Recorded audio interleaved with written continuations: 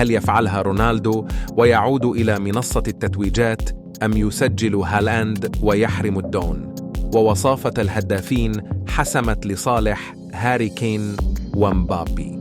المرجو الاشتراك في القناة ودعمنا لنصل لأكبر عدد ويصلك كل جديد. ابتعد النجم البرتغالي كريستيانو رونالدو لاعب النصر السعودي بصدارة هداف دوري روشن السعودي للمحترفين بعد نهاية منافسات الجولات 18 للمسابقة.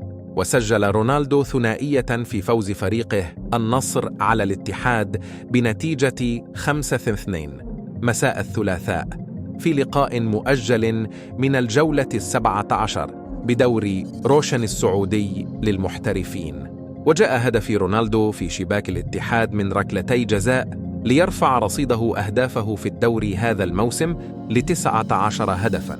ويحتل رونالدو قبل التوقف الدولي بسبب ارتباط المنتخب السعودي بالمشاركة في كأس آسيا في شهر يناير المقبل صدارة هداف المسابقة برصيد 19 هدفاً. ويبتعد رونالدو بصدارة الهدافين بفارق 3 أهداف عن أقرب ملاحقيه، حيث يتواجد ألكسندر متروفيتش في المركز الثاني برصيد 16 هدفاً، وفي المركز الثالث يتواجد كيفين نيكودو لاعب ضامك برصيد 14 هدفاً، حيث تربع على عرش صدارة هداف العالم عام 2023 بعد تسجيله هدفين لناديه في مرمى الاتحاد من ركلتي جزاء حصل عليهما النصر، بتفوق على الثنائي هاري كين مهاجم بايرن ميونخ وكيليان موبابي نجم باريس سان جيرمان أصحاب الوصافة برصيد 58 هدفاً لكل منهما،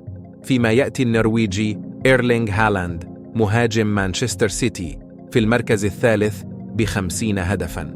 وذكر أن المنتخب السعودي يقيم معسكراً إعدادياً في البرتغال ضمن المرحلة الثانية من تحضيرات الأخضر للاستعداد لنهائيات كأس آسيا ستقام بقطر في يناير المقبل.